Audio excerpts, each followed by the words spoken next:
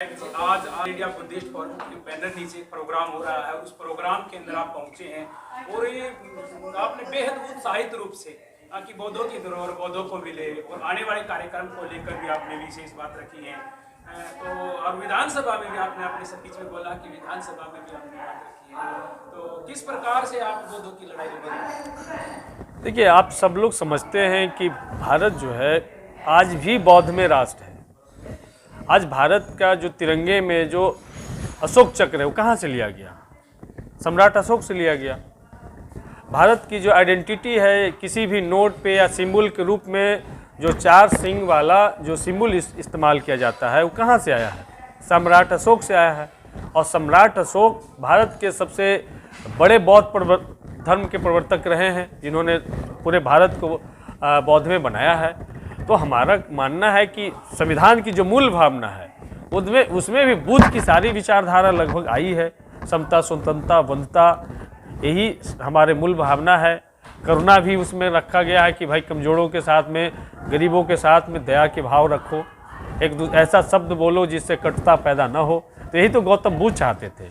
तो इसलिए गौतम बुद्ध को हम लोग बुद्ध की शिक्षा को घर घर पे पहुंचाने के लिए जो ऑल इंडिया बुद्धिस्ट फोरम के लोगों ने जो एक कारवा स्टार्ट किया है, हम लोग इस कारवा के साथ में हैं। रही बात BTMC एक्ट जो 1949 से जो लागू है, जिसमें बौद्ध धर्मावलंबियों के हाथ से वो पूरा का पूरा शक्ति हिंदू धर्मावलंबियों को दे दिया गया है। ये हिंदू और बौद्ध के बीच की लड़ाई नहीं है, कोई 2 धर्मों के बीच की लड़ाई नहीं है। ये सरकार द्वारा जो व्यवस्था स्थापित की गई थी उस समय में, अब स्थितियां बदली हैं। भारत में करोड़ों की संख्या में बौद्ध धर्म के मानने वाले लोग हैं। और जब संविधान सबको कहता है कि धार्मिक स्वतंत्रता का अधिकार जब है, आर्टिकल 25 से लेकर के 28 के बीच में धार्मिक स्वतंत्रता की बात संविधान कहता है, तो बौद्ध धर्म के लोग यदि कह रहे हैं कि हमारा बौद्ध धर्म का जो सबसे बड़ा धरोहर BTMC महाबोधि मंदिर है, उसको अब मुक्त किया जाए, उसमें संशोधन करके सभी सदस्य, वो कमिटी रहे लेकिन सभी सदस्य बौद्ध नामित किए जाए।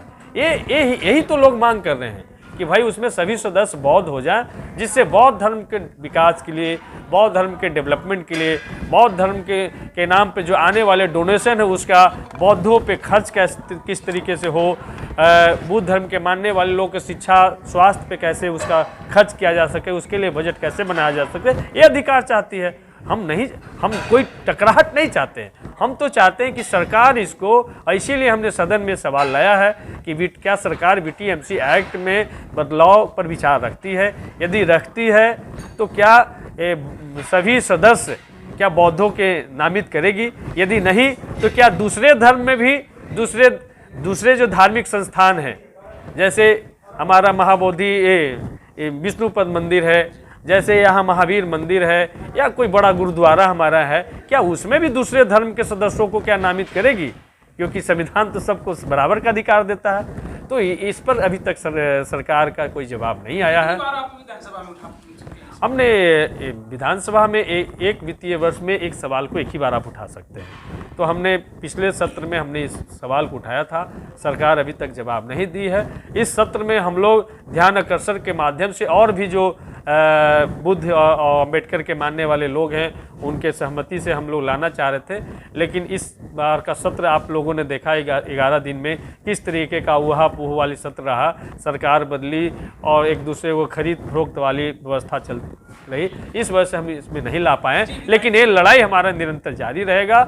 और जो 17 सितंबर को जो ऑल इंडिया बुद्धिस्ट फोरम के लोगों ने पटना में सारे बौद्ध धर्मावलंबियों को इकट्ठा होने की बात कही है, सारे अम्बेडकर के मानने वाले लोगों को इकट्ठा होने की बात कही है, हम भी इसके प्रचार प्रसार में हैं कि सारे लोग इकट्ठा हों और सरकार को एक ज्ञापन दे कि भाई अब हम BTMC एक्ट जो 1949 है हम उसको बर्दाश्त नहीं करेंगे। अब इस एक्ट में बदलाव करके हमको बौद्धों को बौद्ध मंदिर सौंपा जाए, बस यही साधारण सी मांग है। जी सर, अभी कल आपकी सरकार यदि बहुमत की सरकार बनती है तो क्या रहेगा इसकी? हमारी सरकार बहुमत की सरकार बनती है तो हम आपको यकीन दिलाते हैं कि हम अपने नेता के समक्ष इस प्रस्ताव को लाएंगे और ला करके BTMC एक्ट में संशोधन कराएंगे।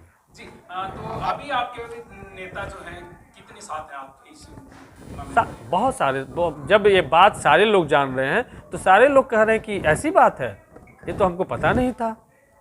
हमने भाकपा माले के विधायक दल के नेता से बात की, हमने सीपीएम के विधायक दल के नेता से बात की, सीपीआई के विधायक दल के नेता से बात की, या हम अपने पार्टी के बहुत सारे विधायकों से जब इस बात को रखा तो उन्होंने कहा कि ऐसा है, इसको लेकर के आओ, हम सब लोग खड़ा होंगे। तो आपके सिवा तो सर और कोई भी विधायक आवाज़ नहीं उठाते हैं आज तक? नहीं, वो आवाज़ उठाते हैं, ज़रूरत है उस आवाज़ में सब आवाज़ मिलाने की, ठीक है।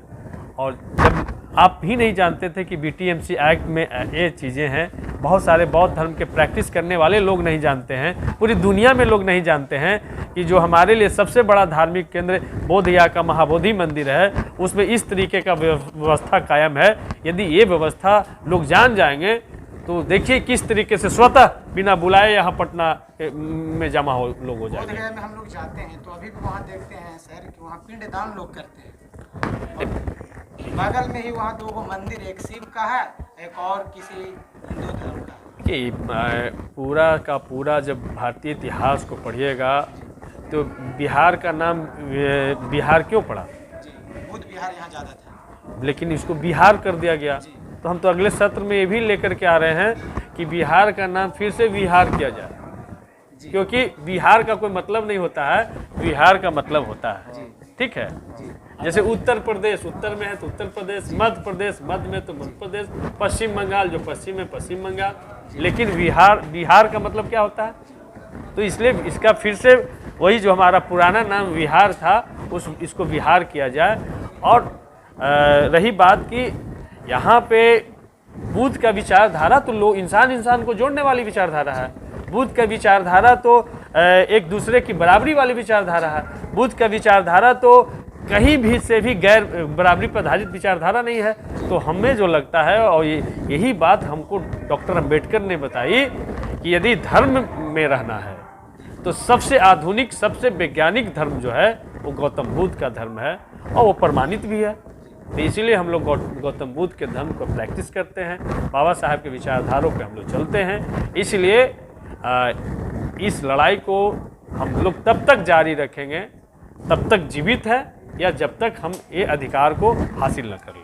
विधायक जी, आपने बहुत बढ़िया बात बताई कि आप एक ये बिहार है, बिहार नहीं है, और ये एक बौद्धों की विरासत भी रही है। जैसे आज भी कार्यक्रम है पाटलिपुत्र जो है उसके जो क्या बोलते हैं वेंकट हाल कहो, इसको आप होटल कहो, जो भी है, और ये जो पाटलिपुत्र एक बौद्धों की एक विशेष राजधानी भी रही है, और उस इतिहास को दोहराया जा रहा है, या उसको क्या कुछ नहीं, इतिहास तो जब लोग जागेंगे, हम लोग का काम है जन जागृति करना, जो सही बात है लोगों तक पहुंचाना।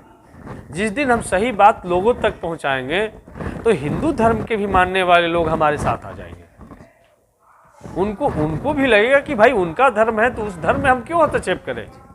क्या उनके धर्म में इतनी ताकत नहीं है कि वो जबरदस्ती किसी धर्म को कब्जा करेंगे?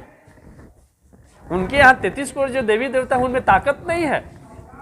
तो सवाल ये है, तो इसलिए सबको अपनी अपनी धार्मिक स्वतंत्रता का अधिकार इस भारत में प्राप्त है संविधान लागू होने के बाद। तो इसी आधार पे कि बौद्धों को उनका धार्मिक स्वतंत्रता का अधिकार उनके लिए भी लागू हो, क्रिश्चियन के लिए लागू हो, सबके लिए हम मांग करते तो बौद्धों को भी उसमें लागू हो। अभी सर देखते हैं कि ज़्यादा लोग समाज हमारे जागरूक हुए हैं तो बौद्ध धर्म अपना रहे हैं, और इसी धर्म में एक नया धर्म निकला है जो आप नालंदा गए हुए थे, अखिल भारतीय रविदासीय धर्म। देखिए, बौद्ध धर्म को काटने के लिए एक चीज़ समझ लिए साफ जी कि इस भारत में क्या अभी तक जी सबसे बड़े विद्वान गौतम बुद्ध हुए, जी 6ठे नंबर के विद्वान डॉक्टर अंबेडकर हुए, जी उनसे भी बड़ा कोई विद्वान हुआ? जी तो उन्होंने क्या बताया? बुद्ध धर्म बताया। उन्होंने रविदासिया धर्म क्यों नहीं बताया? या कोई जाति सम्मेलन डॉक्टर अंबेडकर ने किया? नहीं किया, तो शेड्यूल कास्ट भी खत्म कर दिया नहीं किया। तो इसीलिए डॉक्टर अंबेडकर ने जो हमें रास्ता बताया है वही रास्ता यकीन करने वाला, ओके टेस्टेड वाला रास्ता है। जी, हम वहाँ नालंदा में गए हुए थे, मेरा घर तो वहीं है। तो हम तथागत गौतम बुद्ध को वहाँ पर फोटो लगाए अम्बेडकर जी के, तो वहाँ पर से हटवा दिया गया। देखिए कुछ लोग चाहते हैं कि धार्मिक आधार पे अपने ही कमज़ोर वर्ग के लोगों को बांट करके और उनको दिग्भ्रमित किया जाए। तो ये चीज़ें लोग को समझ में आ रहा है कि अम्बेडकर ने हमको रविदासिया धर्म में हमको लगता है कि क्या रविदासिया धर्म में अगर ब्राह्मण लोग आना चाहेंगे तो लेंगे उनको, कि जात से रविदास होना जरूरी है? ये सवाल उनसे पूछ लीजिएगा कि जात से सिर्फ रविदास है इसलिए रविदासिया धर्म में आना है, कि ब्राह्मण भी है, क्रिश्चियन भी है, कोई फॉरेन के भी लोग अगर आपके धर्म में आना चाहता है तो आप उनको रखिएगा कि नहीं रखिएगा? और रखिएगा तो रविदास बना के रखिएगा।